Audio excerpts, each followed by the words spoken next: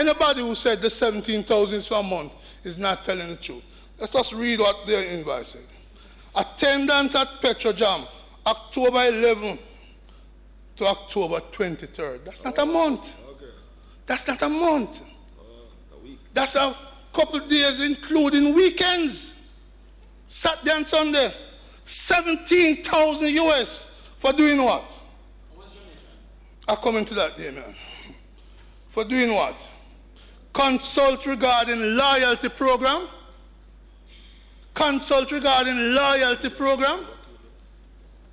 Assist in development of specification relating to inventory and credit and sales app. One-on-one advisory to the CEO. One-on-one advisory to the CEO. Over whiskey.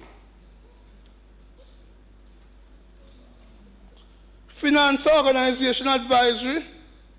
Management reporting framework and structure advisory. And listen to this, Mr. President. Attendance at various management meetings. Not even participation. Just attend. Sign register. Just attend. And then go bathroom. Because of you, Senator Sinclair, it could be said that you attended the Senate. I hope you will participate.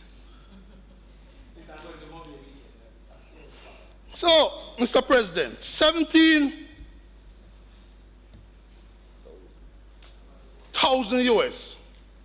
Run that if you take at face value that it's for a month work, even though the invoice says differently. That's 26 million Jamaican dollars per year to attend management meeting, face-to-face, one-on-one face-to-face. Mr. President, let's be clear. That's about 3 times the salary of the Prime Minister of Jamaica. That's about 3 times the salary of the Prime Minister of Jamaica. And that tells us, because what we need to know, and I'm thankful for the PAAC, I'm thankful for the PAAC, the details and this contract will come out. Mr. President, I know the individual. He worked in Jamaica before, and his contract was separated before the contract ended with the company with which he worked. Not a success track record. Not a successful track record. But we brought him here at this exorbitant salary rate when we can't pay our workers well. Teachers, police, firemen, correctional officers, civil servants, sanitation workers. This is money wasting. This is corruption. This is yet another scandal. Mr. President, this is the reason why people out there are saying, in less than 2.5 years of this government, people are saying that this is the most corrupt government in the history of Jamaica. That's what people are saying, that this is the most corrupt government, 2.5 years only, in the history of Jamaica. This corruption passed the corruption of the 60s, it passed it of the 70s, and any you wish to announce of the 80s and the 90s, it passed it. So what is clear, this is the most, I share the view of those people who said that this is the most corrupt government in the history. It's only the rate of this building. So you agree there's corruption? Mr. President, You agree, but you're not Mr. President, So you have agreed. earlier, Then if you are company, you agree? earlier, Mr. President, That you are corrupt. in the life of the Senate, I sought to raise questions about heads of government agencies who have been separated from their work by this government. It is that separation that has enabled the scandal, the shame and scandal that is now taking place at PetroJam. I am happy that the Contractor General is inside there. I await a report. But the reality is, from bushing to FLA to to used car, and I could go on and on. The corruption stinks to high heaven. I could talk about the 10 million missing from Nutrition Product Limited, the school feeding program. I could talk about the Mambosa grass. I could go on and on. I could talk about the phone bills. I could talk about the traveling. I could talk about a lot of the scandals. That is why people are saying this is the most corrupt government in the history of our country, and you have only gone 2.5 years. Mr. President, I hope that despite the shortcomings of the amendments, which we will support,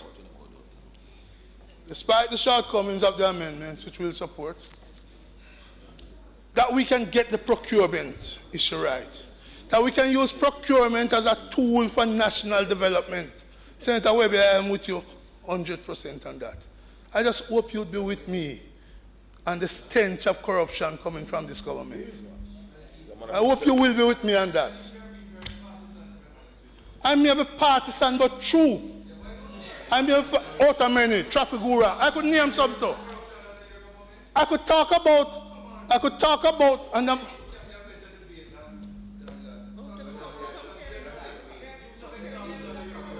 also do a comparison. Sophie, leave my friend Senator Webby to stand in defense of the level of corruption. I thought as a private sector leader, you would turn your face against it.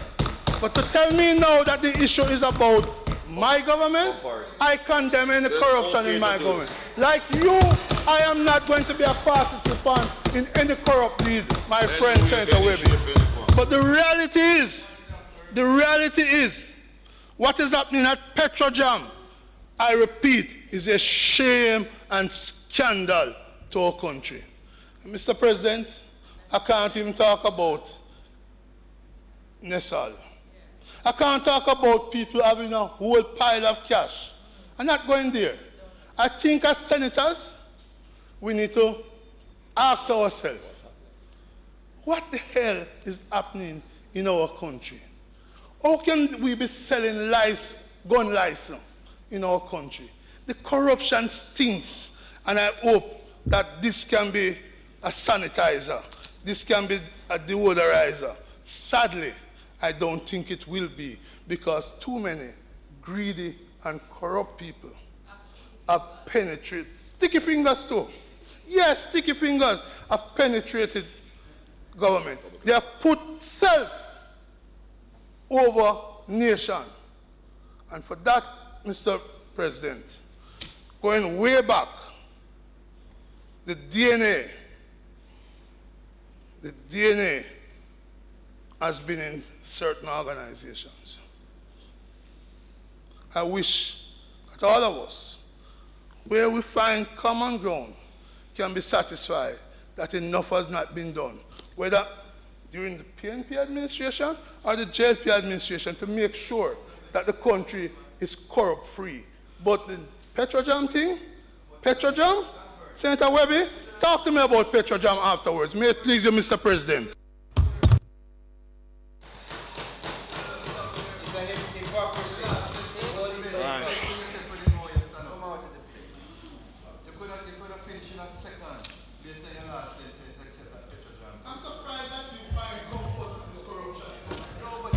Thank you, Senator Brown. Senator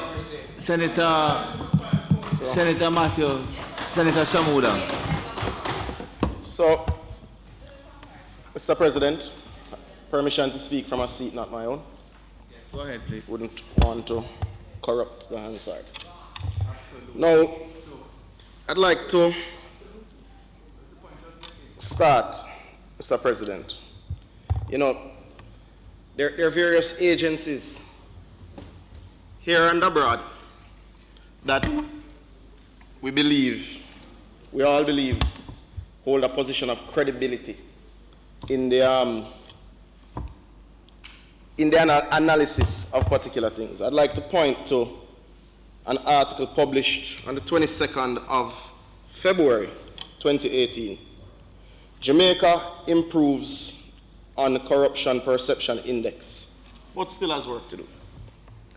So that immediately, before going any further, tells you, Senator Brown, that you misled the Parliament by stating that this is A, the most corrupt country, government, and B, that things are that bad or things are that worse. The fact is, Mr. President, we are improving and we are working assiduously to ensure that mistakes of the past aren't repeated.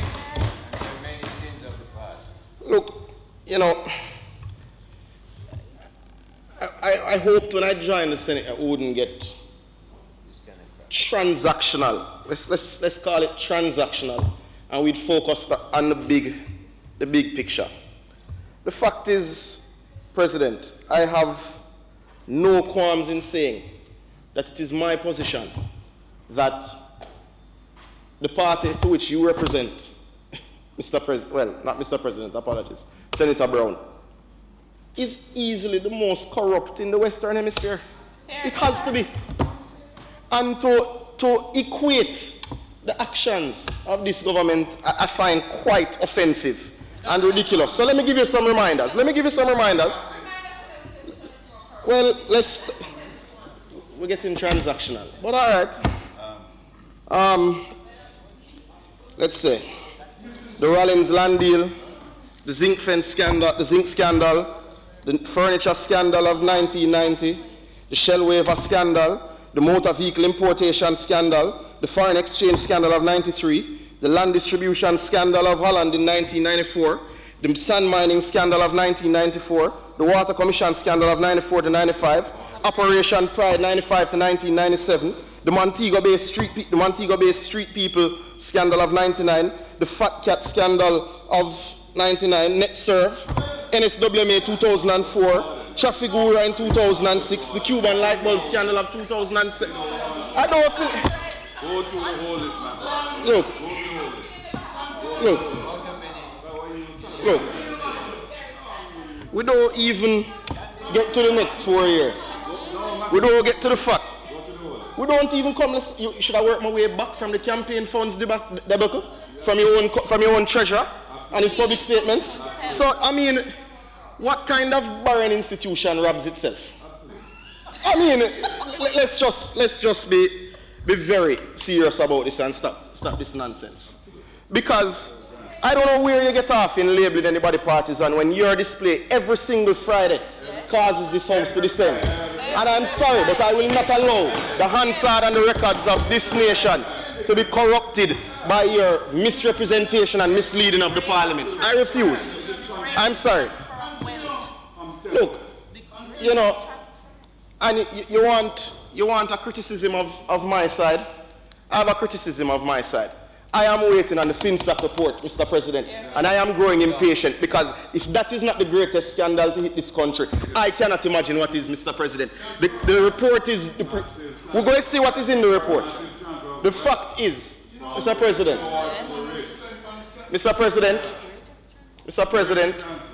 the fact is, this country was set back decades by the actions of an administration, and we do not yet have the data as to how the matter was handled. I am awaiting that report, and I'm calling on the administration, of which I have no problem taking shared responsibility, but I'm calling on my colleagues to ensure that we get that report and get that report soon, Mr. President. The fact is, Mr. President, the act before us is a good one. It's not perfect, but it's a good one. The amendments before us make the act stronger.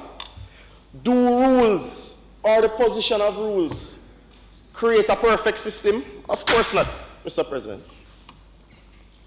Mr. President, the time being 1:20, might I ask that the Senate be allowed to sit beyond 1:30 to complete the business of the day? Time being 1:20, that the Senate be allowed to sit beyond 1:30 to complete the business of the day. Those in favor? Aye. Against? Thank you, Senator. You know, President, there's, I think, a distinction that has to be made in how we label transactions, label actions. Are there inefficiencies in government? Are there inefficiencies with how some projects are executed?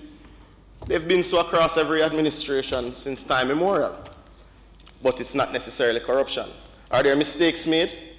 I heard Senator Brigham allude to, the consequences of particular action. Sometimes they rise to people being separated from their work, because at the end of the day, it's the people's money and the people's interests that we must protect. But not all actions are criminal. And the fact is, I have no qualms with an opposition asking questions. In fact, we encourage it. Mr. President, I think we can all agree that while discussing issues of procurement and passing related laws, we have to ensure there's adequate enforcement and oversight. That is why it is a credit to our democracy that the former Labour Party administration ushered in a policy where the opposition is allowed to chair committees such as PAC and PAAC. Yeah. Mr. President, that is something that we are proud of and we are happy about. Yeah. Equally, sir, that the stewards of these oversight committees come to the table, however, with clean hands, are beyond reproach in their current and former conduct of public affairs, and their management of taxpayers' money reflects same. It is in this context, Mr. President, because we weren't going down this road, you have opened a particular door and thrown mud for no reason. But it is in this context, Mr. President, in which the current chairman of the PAC must tell the country whether it is true that during his tenure as Minister of Tourism, his sister racking up millions of dollars as part of the administrative staff between 2002 and 2007, Mr. President. Mr. President, if that is true, that is nepotism, he must come to the country and tell us where he stands, where that matter is. Additionally, Mr. President, the chairman of the PAC must also tell this country and the Parliament whether it is true that a relative of his is a director of a travel agency that secured all the travel bookings of the country, of the ministry he led, Mr. President. Point of order.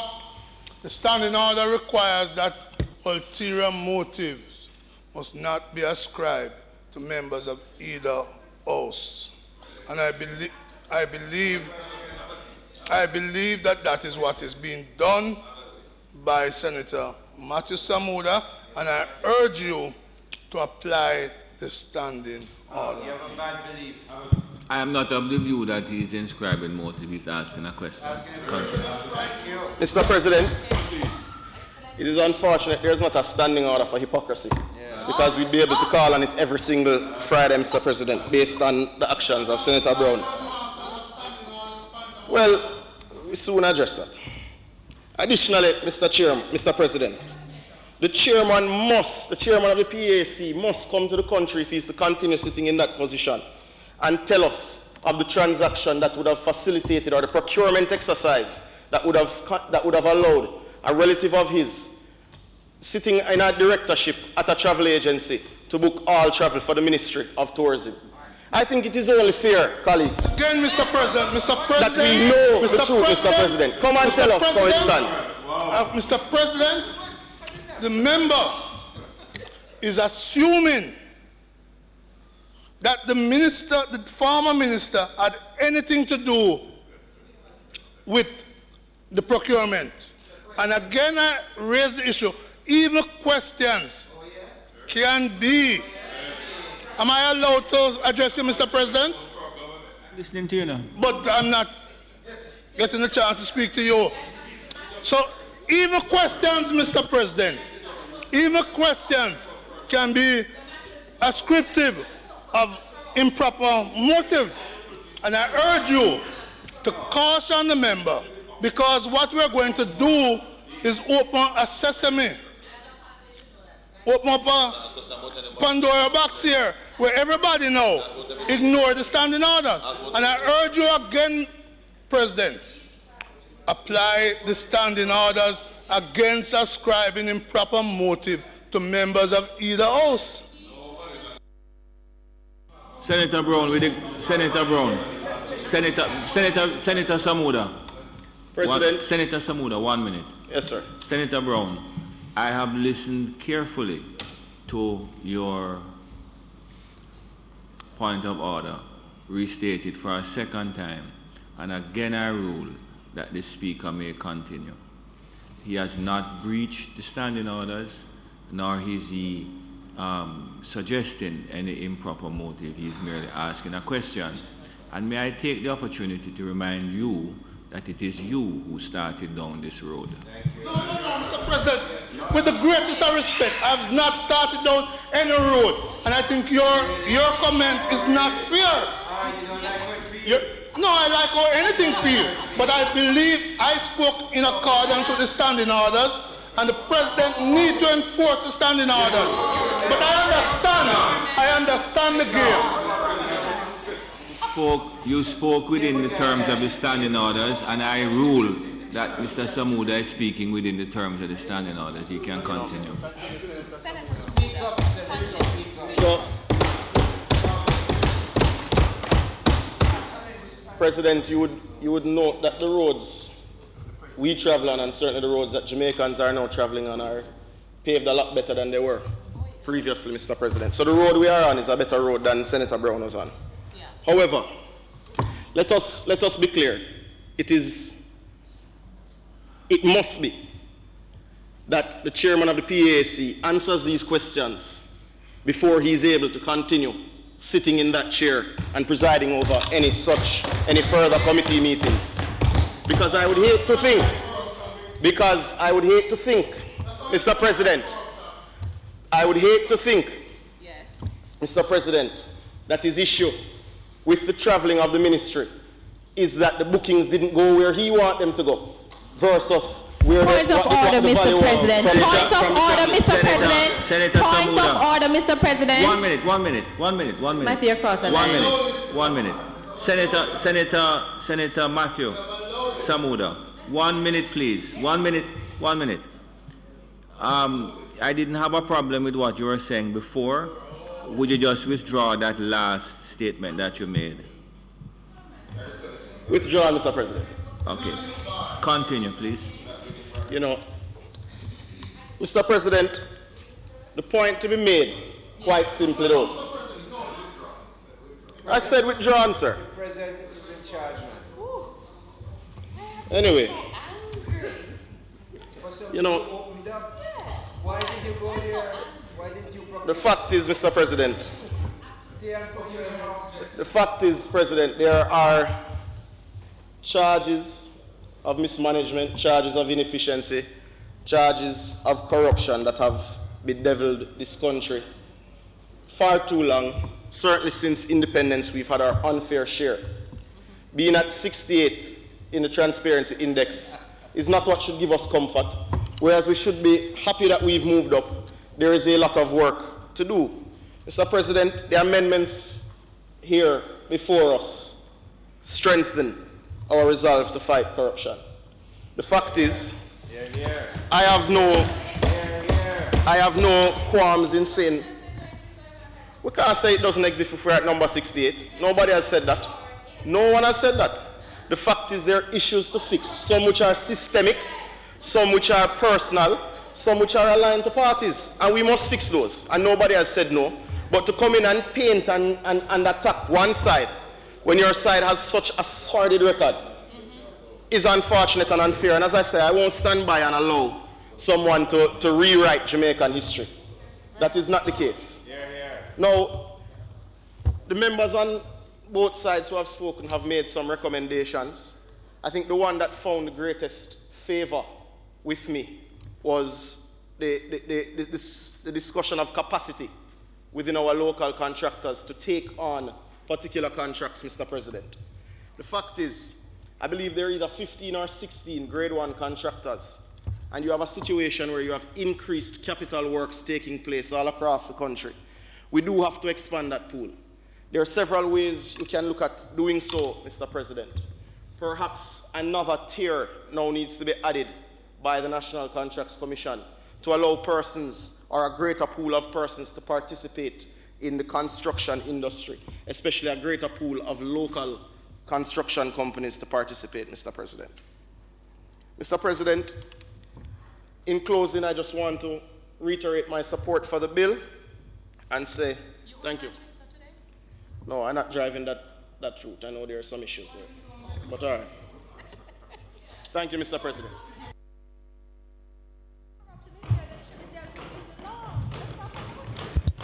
Mr. President.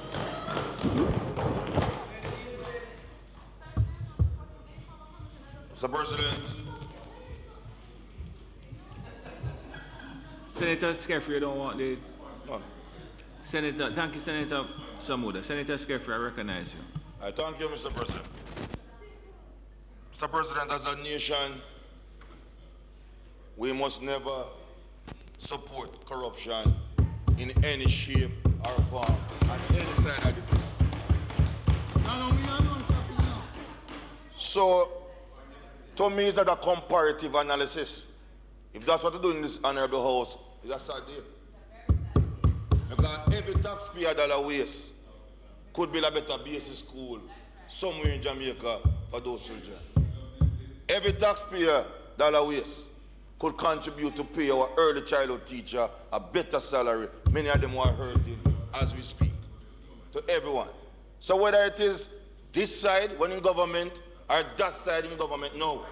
We collectively, all 21 of us in this honorable upper house, must reject corruption in any shape or form.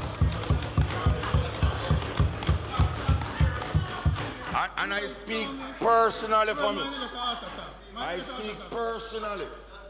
Let the chips fall where they may. So if it is Petrodram, there are current issues now. If it's Petrodram, investigate it, let the chips fall where they may.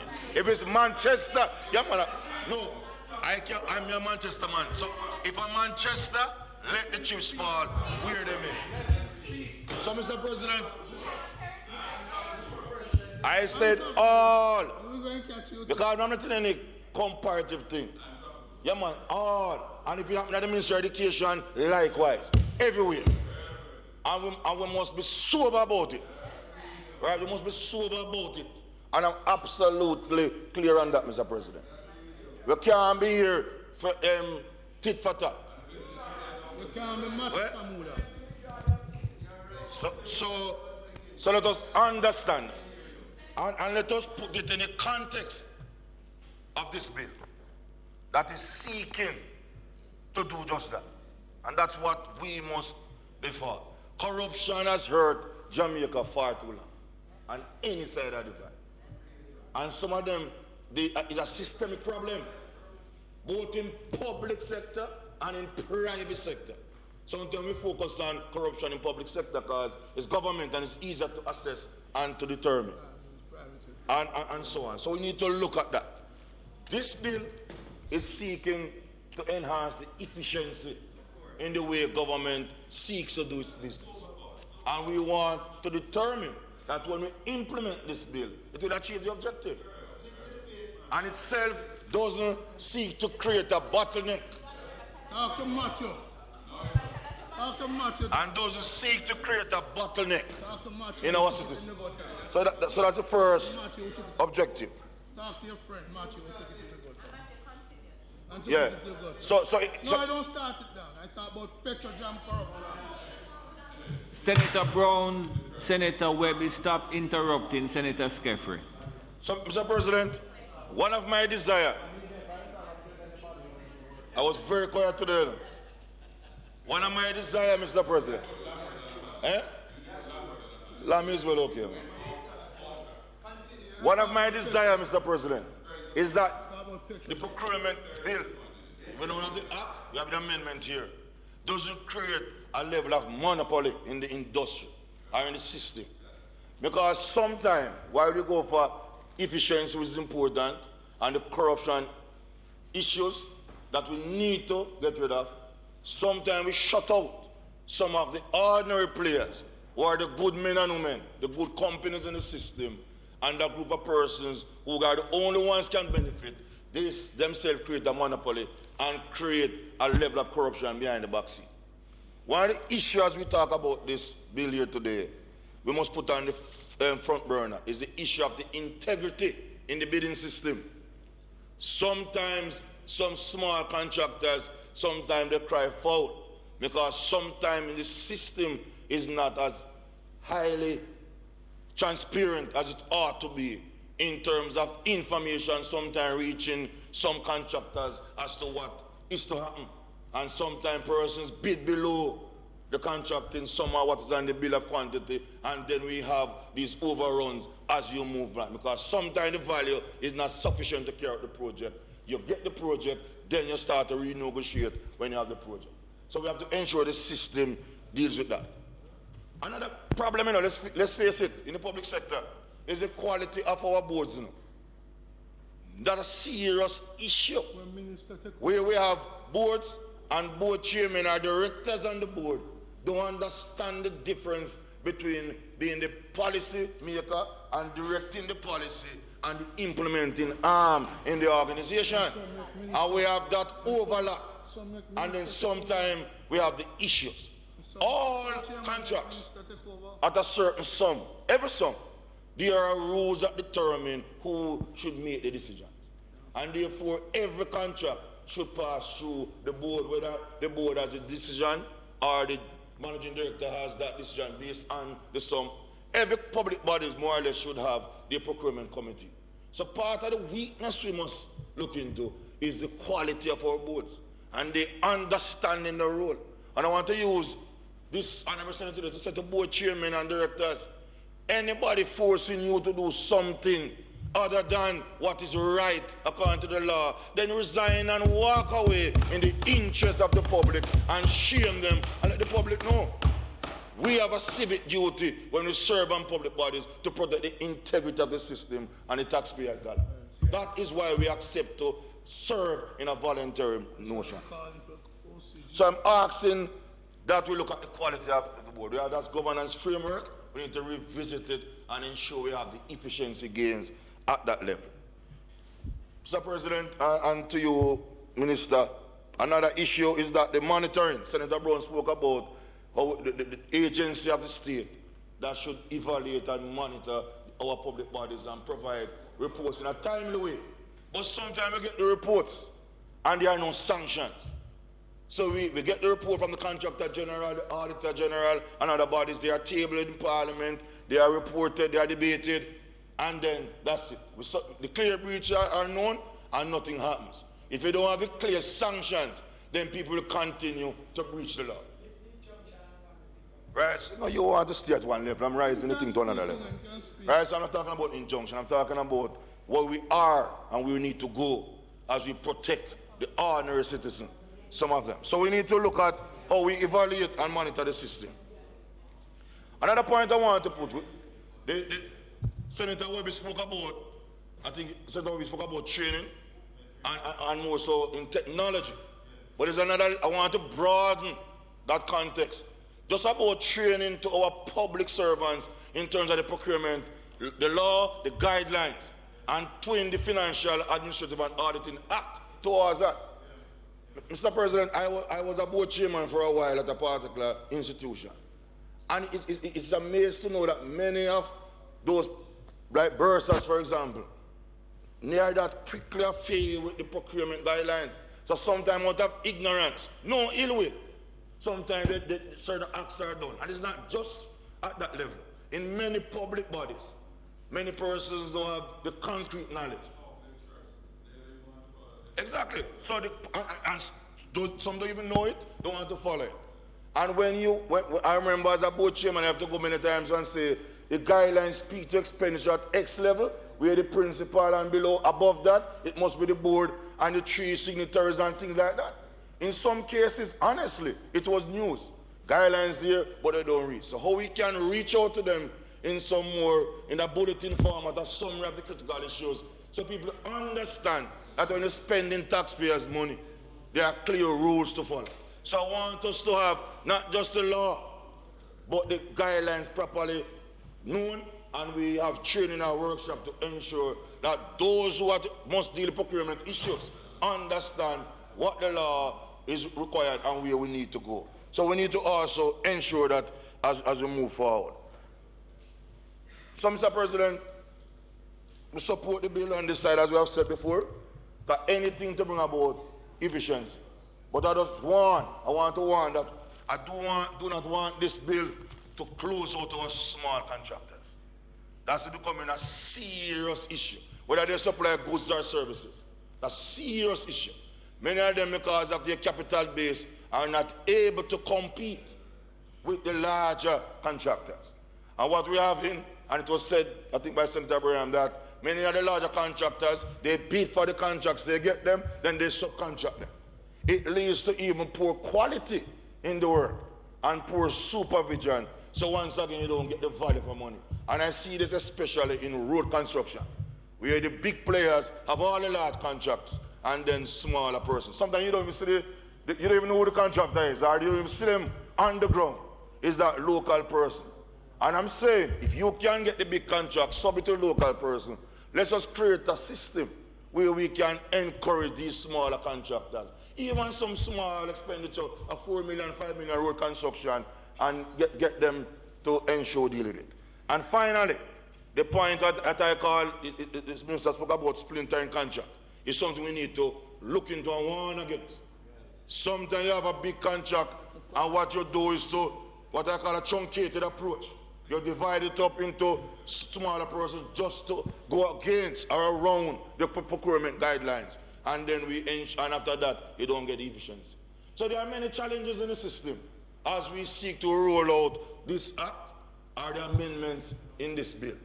But if we have the will and we have the courage and the fixity of purpose to always strive for transparency and accountability and the highest integrity, both sides of the house, if we cannot unite around anything else, if we unite around getting rid of corruption in any shape or form, would have done this country the greatest service and put us on the competitive edge as we move forward. And that must be the resolve of all 21 of us in this honorable house. Thank you, Mr. President. Thank you, Senator Scaffer. Minister? I see as a tailor right where he was taking it and just see where the early night wanted to drive. That is a disappointment. Thank you, Mr. President. You need it. No, I think I should be fine. Thank you. I want to say I agree with my colleagues in expressing appreciation to Senator Scaffer for the tone on which he closed his presentation.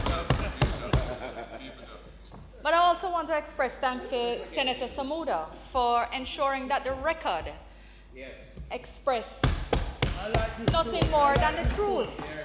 It's a tough discussion, and it's not the type of discussion that we would have wanted to have in this debate. But it really, I have to say, we would do a disservice to Jamaica were we to allow allegations to go unanswered, as we have actually done on many occasions in this House, in this chamber, simply in the interest of keeping a debate on track and being high. But the risk that we have taken, Mr. President, is that we have allowed Hansard to reflect one side of the story and not always the facts. So, Mr. President, I want to express thanks to Senator Samuda as well for making it clear that even Transparency International has recognized that this administration has moved Jamaica up the corruption perception index 2 years in a row by the concerted efforts we have been making to ensure that we get it right. Things have not been perfect, and that is because it would be impossible, it would be ridiculous to expect that in 2.5 years you would correct all the ills that have affected us systemically as a country since independence. It would be ridiculous. But we're working on it. And CPI, and our score on the CPI tells the truth. It tells the truth. It tells the truth. Give us 18 and a half years. The work, we do not tolerate corruption. We do not facilitate it, and we want to root it out. The establishment of the Integrity Commission, which is putting its ducks in a row, the rationalization of how it is that we deal with those matters, the institutionalization of MOCA, which was just dealt with by this chamber last week, and other efforts focused on efficiency, which is the flip side of corruption. If we can fix systems fundamentally, if we can root out the inefficiencies that allow persons to pay for services to go through in an expeditious manner, if we fix the inefficiencies that make people feel that it is somehow okay to try to get a blind, when we fix efficiency, so fundamentally how we are treating with this economy and how it is that we are seeking to facilitate growth, this is another side, another path through which this administration expresses and demonstrates its commitment to ensuring that Jamaica grows in a way that is transparent and accountable to its people who elect us in accordance with the Constitution. Mr. President, there were some questions asked today around the operation of the bill.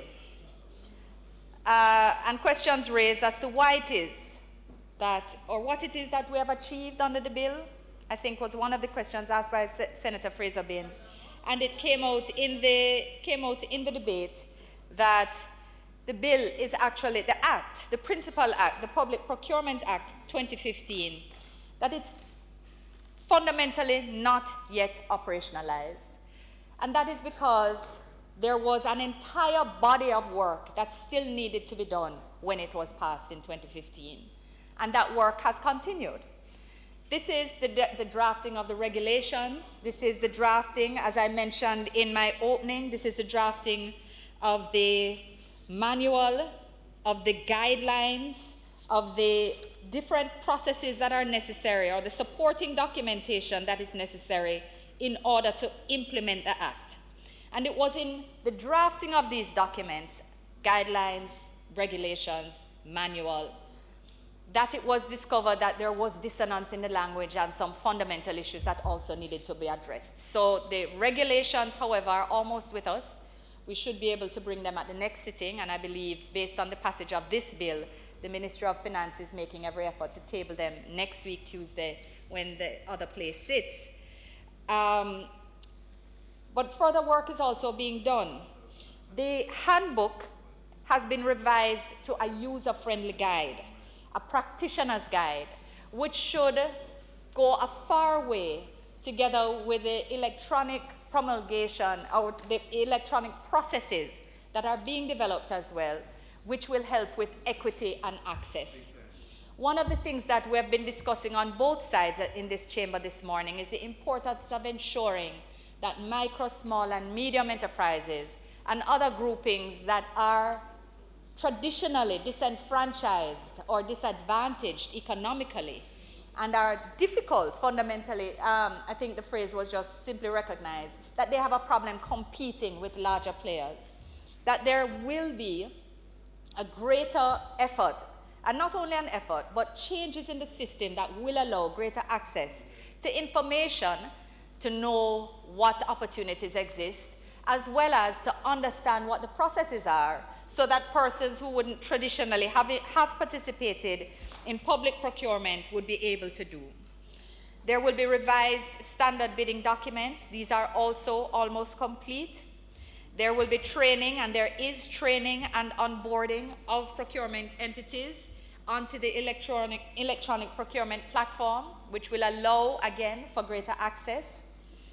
And all of this is in anticipation of the finalization of the legislative process which is before us today.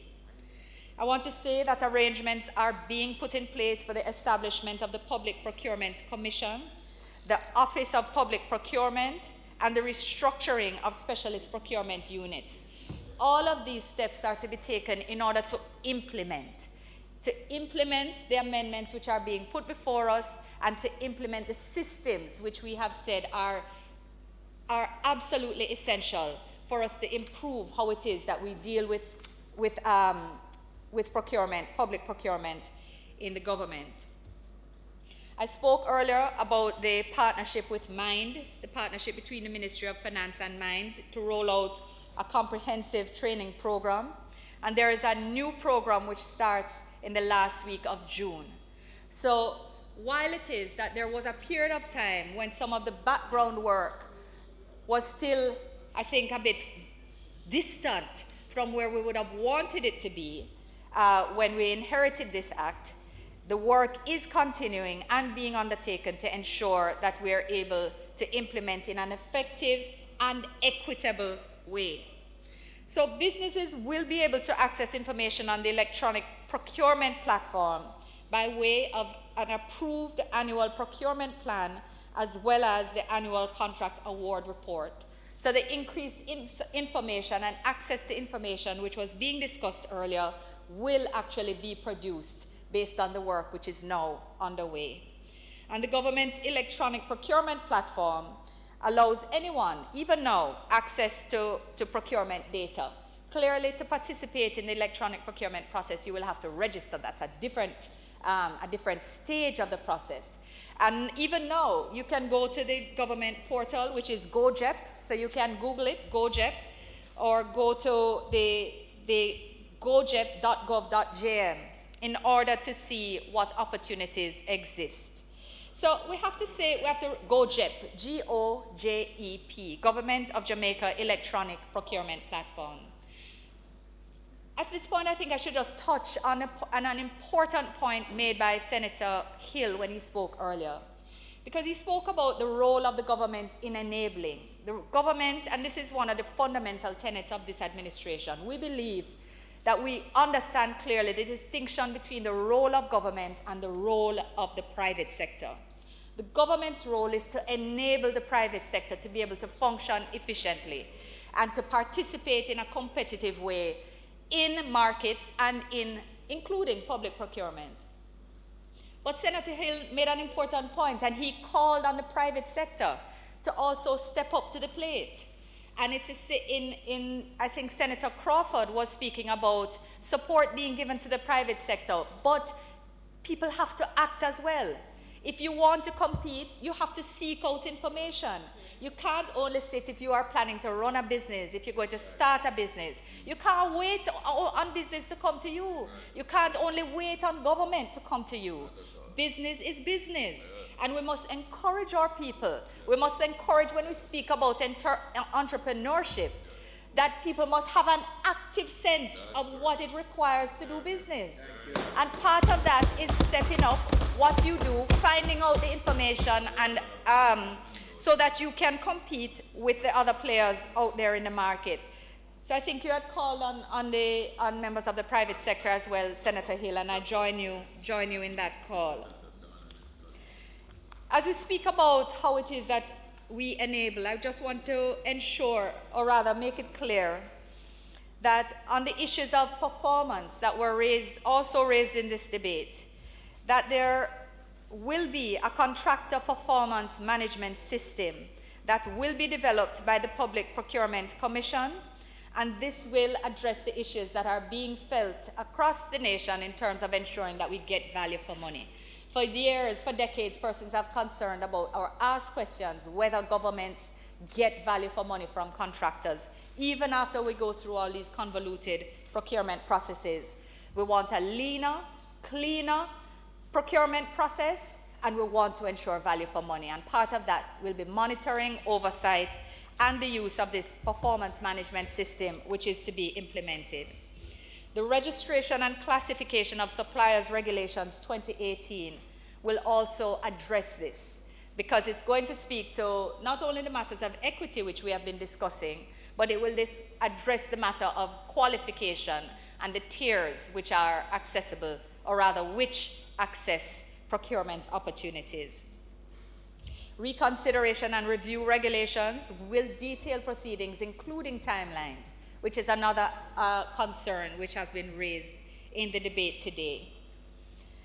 Mr. President, a point was made earlier, or a query rather, about the Contractor General and their annual reports. The concern was raised about no report having been tendered since 2015. So far as I understand, as I've been able to glean, is that the 2016 report should be tabled within the next few weeks, and the 2017 is being drafted. The concern expressed is, however, shared, Senator Brown.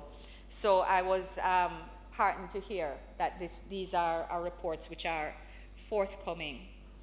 Mr. President, I think it's it's a good thing that everyone has recognized that the amendments being put forward will take us forward.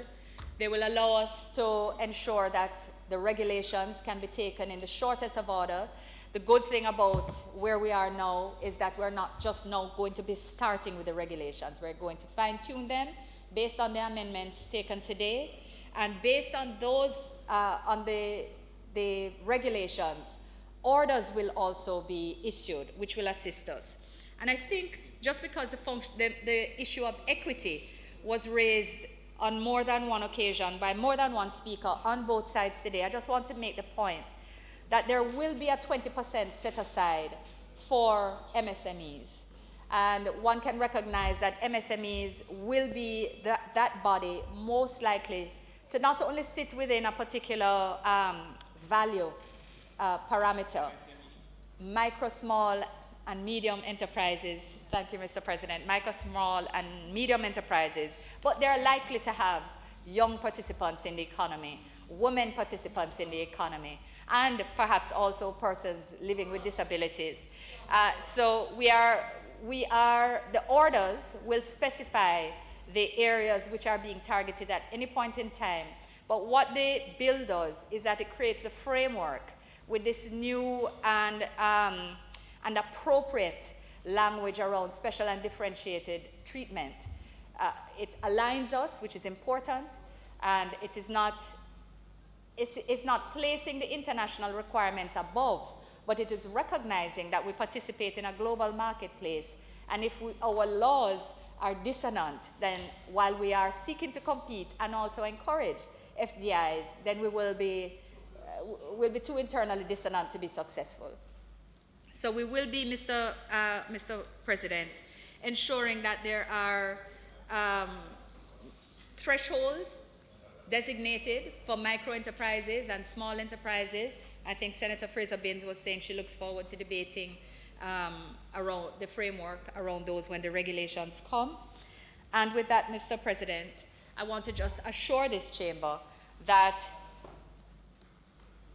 when we close today, we will have accomplished a significant step in ensuring that we have a better process, one that will be implemented in short order in an equitable way, which will assist with efficiency and allow us, therefore, to tackle corruption fundamentally. I thank you, Mr. President, and ask for second reading of the bill. Thank you, Minister. The question is that the bill be read for a second time. Those in favor? Against?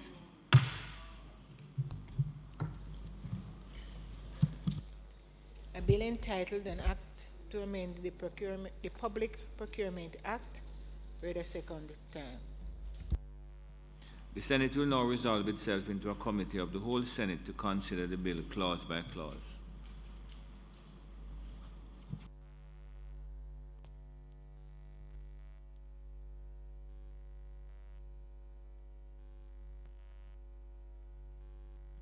Thank you.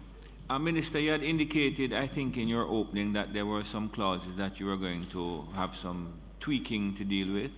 Would you indicate those to me so I can see if we can take some of the other clauses in? Thank you, Mr. President. Clause 2, 3, 14, 18, and 24. 3, 14, 18, and 24. Yes. So, Acting Leader, I'm going to try and see if we can take, if your members indicate if there is a difficulty as we go along, I'll stop, okay? So that I would take clause 1. Those in favor? Aye. Against? Ayes have it. Clause 2, Minister, there is an amendment. Thank you, Mr. President. In clause 2, there's more than one amendment. The first is actually not an amendment, it's a printing error. In paragraph A4, let me say it, little a, Roman numeral 4, big A, delete the word sir and replace it with or. And it was actually noted in the Hansard, but was a printing error. So it's not actually an amendment, but it should be noted by all present. In paragraphs, OR, yes. In paragraph C, Mr. President, under the same clause 2, the next amendment is to insert next, after the definition of supplier, the following definitions. The first is C, paragraph C. Ultimate effective control has the meaning assigned to it by Section 2 of the Companies Act. So that's ultimate effective control in quotation marks, has the meaning assigned to it by Section 2 of the Companies Act. And secondly, ultimate ownership, again in quotation marks, has the meaning assigned to it by Section 2 of the Companies Act. And the next amendment is in relation to the definition of Jamaican in paragraph B. Delete, let me take, that is on page 4. It's on page 4. So paragraph B3, we're deleting that paragraph and replacing it with the following. Simpler this way. In which more than 50% of the equity interest is under the ultimate effective control of,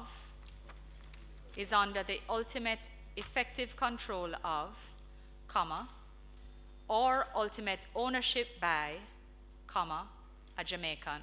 Let me just read that one more time. This is B3 on page 4.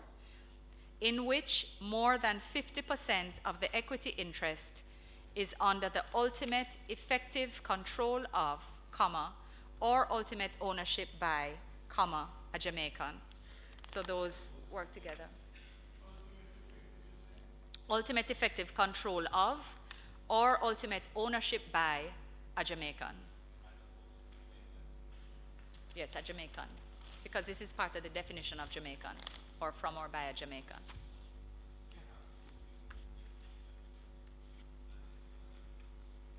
Yes, Mr. President. Okay. Can I ask that the amendments to clause 3 be approved? Those in favor? I'm sorry, clause 2 be approved. Those in favor? Against? I put clause 2 as amended. Those in favor? Against? Ayes have it. Clause 3, Minister. The next is editorial, Mr. President. It is in paragraph B. So we're on page 5. On paragraph B of clause 3, it's just to insert a comma after paragraph I. So after paragraph I, in the first line of B, just insert a comma there, consistent with in paragraph G. That is editorial. It's not an amendment, but it is on the technical sheet, so I'm providing it. Well, I'm going to consider it as editorial and put clause 3. Those in favor? Against? Ayes have it. Clause 4, Minister. No, you have an amendment in 4, you had said, 14. Oh, I'm sorry. Clauses 4 to 13 could be taken. So can I put clauses 4 to 13? Those in favor? Against? Ayes have it. Clause 14, Minister. Thank you, Mr. President. Clause 14 is a mere renumbering the new section 25D1 as section 25D. There's an amendment to clause 14 relating to renumbering. Those in favor? Just before you put it, sorry. Judge, What? at 25B under 14, it speaks to single stage or 2 stages. Is there any specific reason why 2 stages?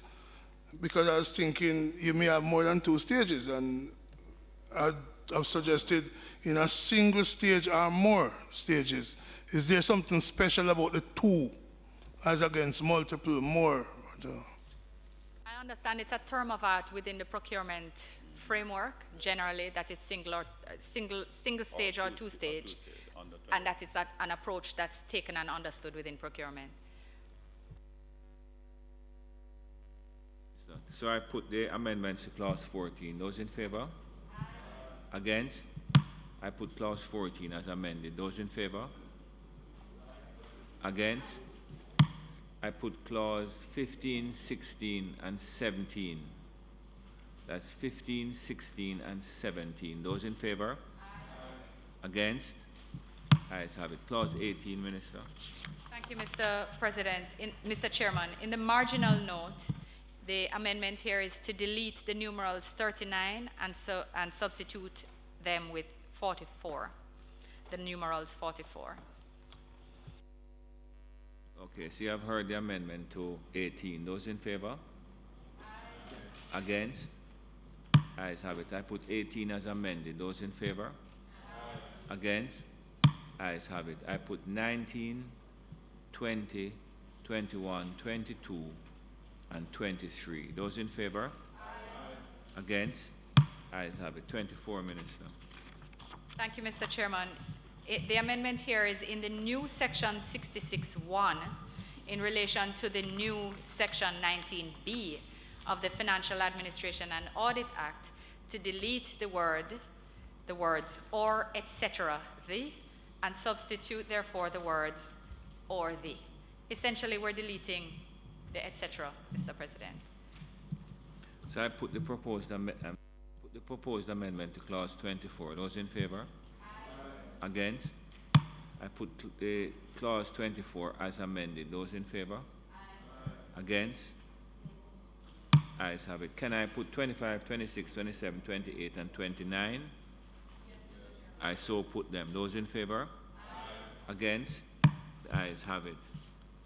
I put the title, I'm sorry, I put the title and enacting clause. Those in favor? Aye. Against? Ayes have it. The question is that I do report the bill as having passed committee stage with 3 amendments. Those in favor? Aye. Against? The ayes have it.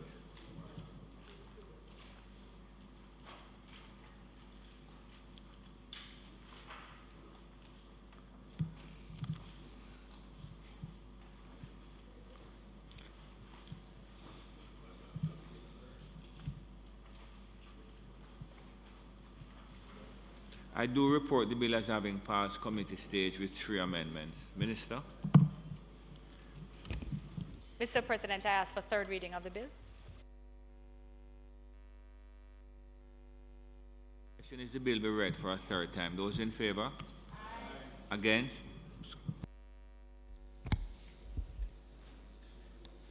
A bill entitled An Act to Amend the Public Procurement Act read a 3rd time and passed. Thank you, Madam. Thank you, Minister. Thank you, Madam Clerk. Thank you, Leader.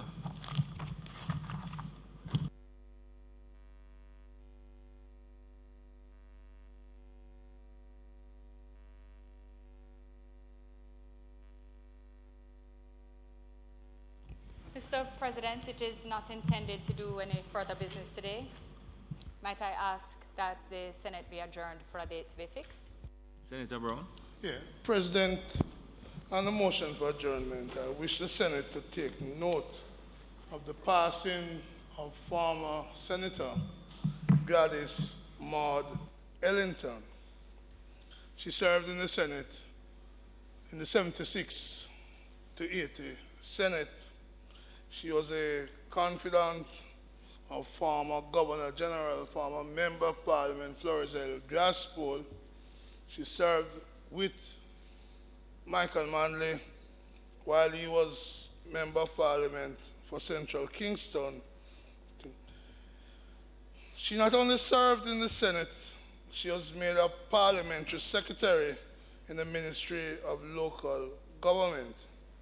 She also served as a councillor in the KCC, and I have seen a photograph of the powerful 8 women, including the most Honourable Portia Simpson-Miller in the 74 Parish Council. She served the Rennock Lodge Division, which has now been renamed the Norman Gardens in the East Kingston Port Royal constituency. She did a lot of community work. She was responsible for community council at a national level. She was a member of the women's movement in her political party. She was an avid trade unionist. She worked in the staff of the National Workers' Union. She died just a couple of weeks shy of her 94th birthday. Mr. President and members, she'll be laid to rest tomorrow with the service at 10 o'clock at the Coke Methodist Church.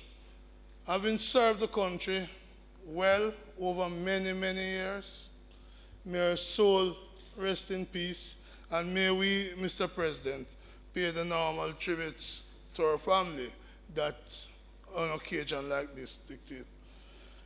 Thank her for her service to the people. She was, in many ways, a roots person.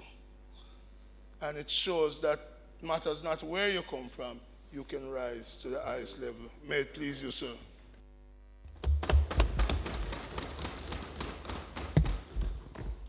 Mr. President, we on this side, we also express our condolences to the passing of the former Senator Gladys Ellington. She was a woman in leadership at a time when such wasn't prevalent, and she served as councillor, senator, and parliamentary secretary in the Ministry of Local Government. We commend the sacrifices of those Jamaican women who have served courageously in politics. Certainly, Enid Bennett comes to mind, and also Dr. Mavis Gilmore. I believe that these women, they have blazed a trail for all of us now. Senator Kamina Johnson-Smith, Senator Fraser Baines, and so many other powerful women in politics. Mr. President, she was known to be forthright, objective, and independent. And there are records of her abstaining from votes instead of towing party line. She was a resilient woman of character, and independence. May her soul rest in peace.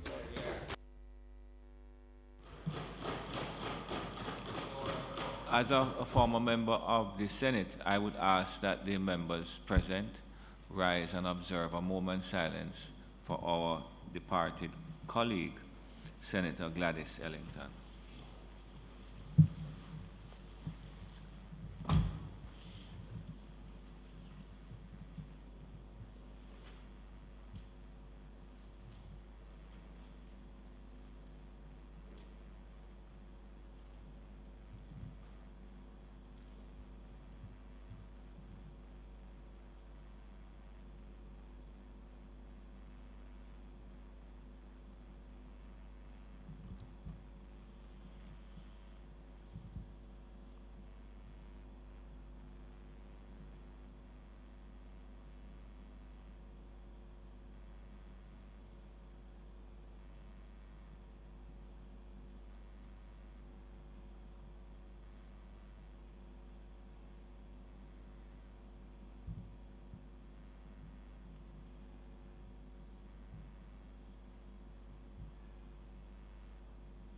May the soul of our colleague Gladys Ellington rest in peace and light perpetual shine upon her.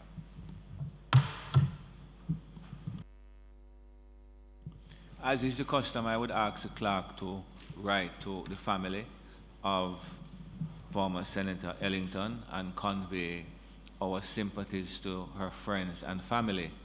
And as I have asked in the past, would you please ensure that a copy of the Hansard reflecting our tributes be sent to the family. Senator Brown, I ask you to, first of all, thank you for bringing to the attention of the Senate the passage of Senator Ellington, and ask that if you're attending the service tomorrow, you convey to the family the fact that we had recognized her today. Thank you very much. The question is that the Senate be adjourned for a date to be fixed. Those in favor? Against? The Senate now stands adjourned.